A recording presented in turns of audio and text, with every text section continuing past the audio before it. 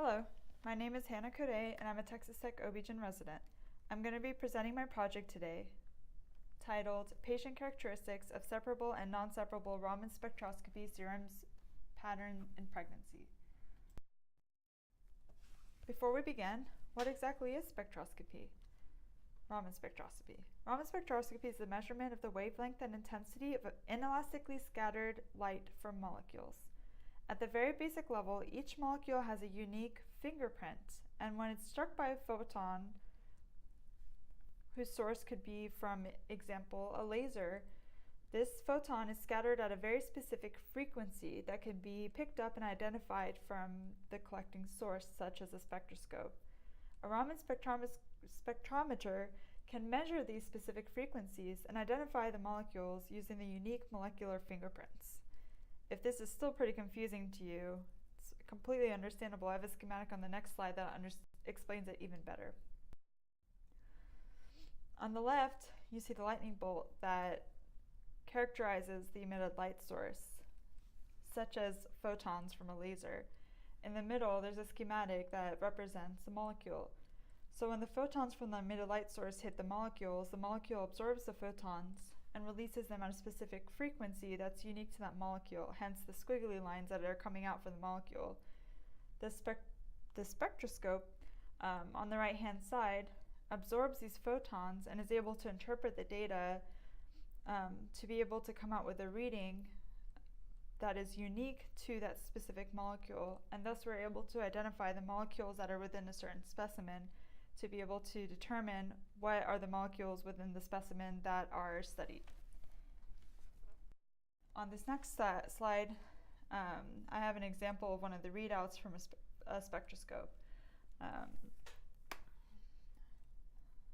This provides an example of the unique fingerprint model of ethanol, as this is a spectroscope reading of ethanol.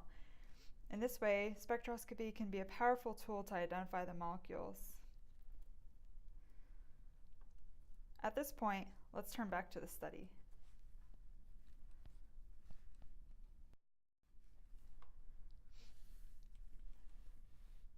So in this study, we wanted to look specifically at pregnancy and placentation. The placenta is a primary fetal organ of respiration. Placental plasticity is essential to fetal well-being and a successful pregnancy outcome. Abnormal placental function is etiologic in many potential life-threatening complications. These include preeclampsia, placental abruption, fetal growth restriction, and preterm labor. These conditions are generally diagnosed in late third trimester and are usually diagnosed in labor and delivery. To date, there's not really been a successful early detection or screening test for placental abnormalities. The placenta is an organ that's created de novo in every pregnancy and plays an integral role in a successful and healthy pregnancy. Its many roles in pregnancy include early endocrine roles in maintaining viability of the pregnancy, providing nutrition to the growing fetus, and responding to maternal conditions.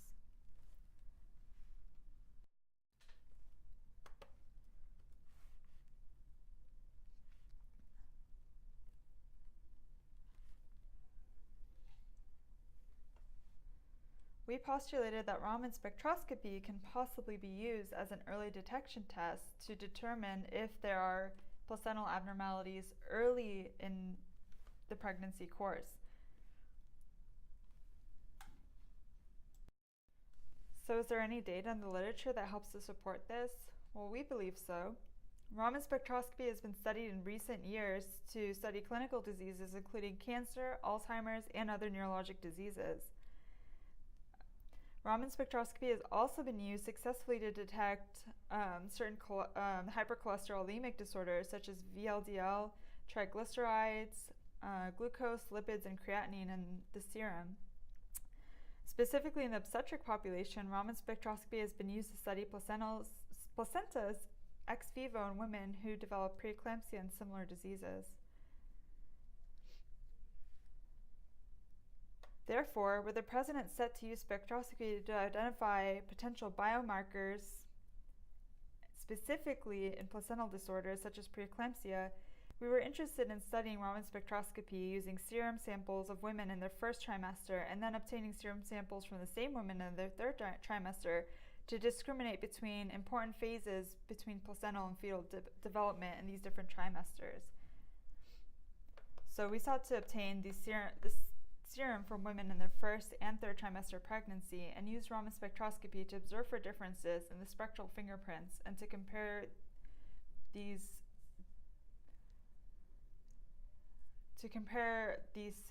samples for differences in pregnancy outcomes.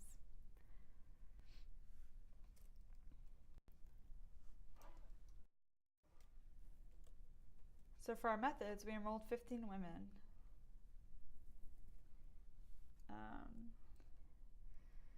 And for these 15 women, we obtained serum samples from their first trimester in their 8 to 9 week of pregnancy and in their third trimester. The serum was collected, which is the upper layer of the blood, and this was allocated to small vials and stored at negative 111 degrees Fahrenheit. A handheld Raman spectrometer device was used to analyze the serum sample of the first and the third trimester samples, and the Raman spectra were collected using the Miracal software. The data was analyzed using the principal component analysis, which is the PCA analysis.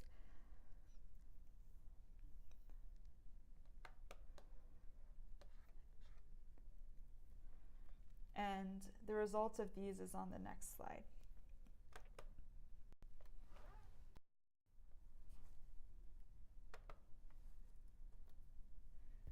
So here's the initial aggregate data. And as you can see, there's no real discernible pattern. But when we look closer at the data, we notice that there were two separate groups that we were able to notice a definitive pattern to. So with this first group, and this is actually the majority of the pregnant women, this includes 2/3 of the women, there was a notable difference between the first and the third trimester. As you can see, the first trimester is the circles. You can see there's a line and the circles are in the bottom part of the line. There was a separable pattern between the first and the third trimester pattern. So with the Raman spectrometer, there was a definite difference in the serum of these women. And this included the 2/3 of the participants in the study. Okay. And this is the remainder of the women. So the remaining patients didn't show a difference in the first and the third trimester. There didn't appear to be, any sort of pattern whatsoever.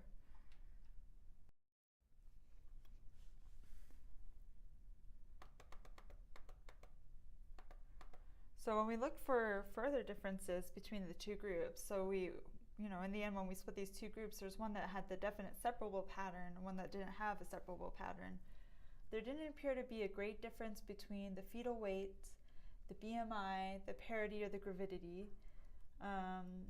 There was only one patient in each group that had diabetes or preeclampsia, so there wasn't a significant difference in adverse maternal or fetal outcome. However, the weight change was significantly different between the two groups. So in the non-separable group, there was a significantly increased amount of weight gain versus in the separable group.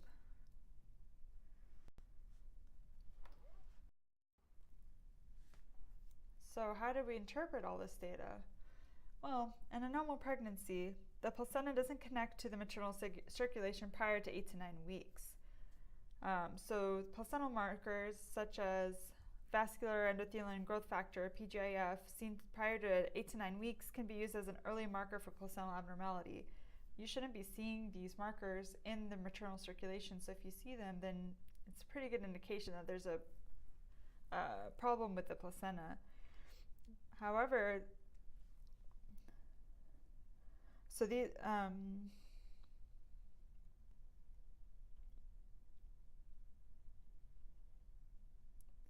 placenta does normally produce extracellular vesicles as a byproduct of perfusion and maturation, which have a particular Raman signature.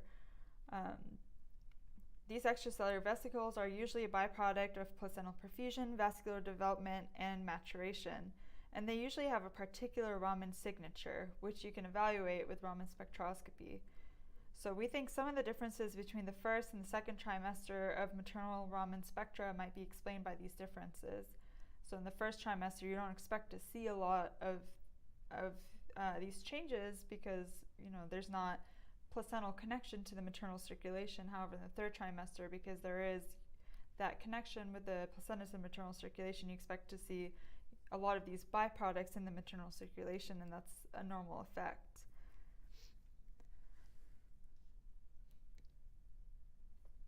Differences in the first and third trimester Raman spectra can be explained by pregnancy-associated metabolic changes.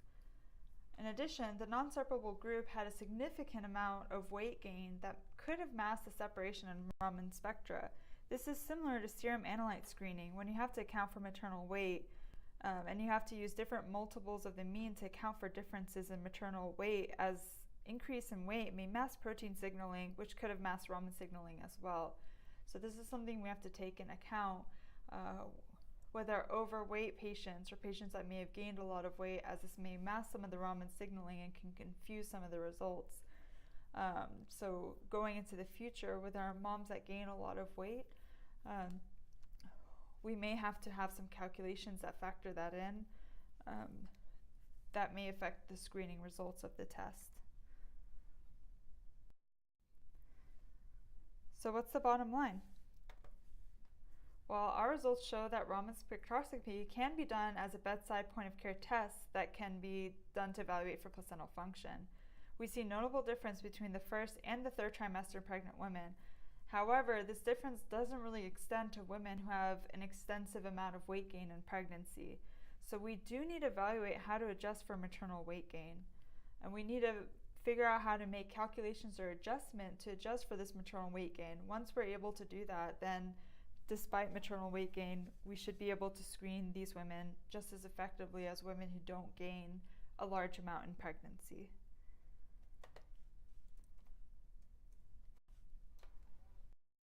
So what could be our future plans with this study? Why does it matter in the future? So we're planning to perform a prospective study and use point-of-care Raman spectral serum analysis combined with placental ultrasound evaluation and blood biochemical analysis followed by the PCA. By doing a prospective analysis, we can remove any effect that using frozen plasma has on Raman spectroscopy. Additionally, we can analyze more patients and have more data points which to observe more spectral fingerprints. We also will hopefully have more varying obstetric outcomes with which to compare different fingerprints with, and thus be able to use the Raman spectroscopy as a valuable tool early in pregnancy to detect various placental anomalies as detailed earlier in the presentation. We will need to link Raman spectroscopy patterns to normal versus not normal placental patterns. If we're able to do that, it'll be a more valuable screening tool.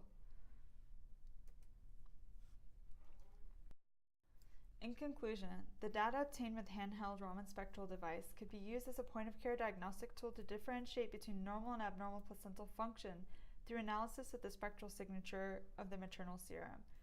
The finding that there are distinct differences in the first and third trimester samples for most but not all of the patients are intriguing. While not reaching significance, non-separable moms were leaner yet had bigger neonates. Further studies on prospectively collected samples will be required to refine our understanding. It appears that controlling for maternal weight gain will be necessary.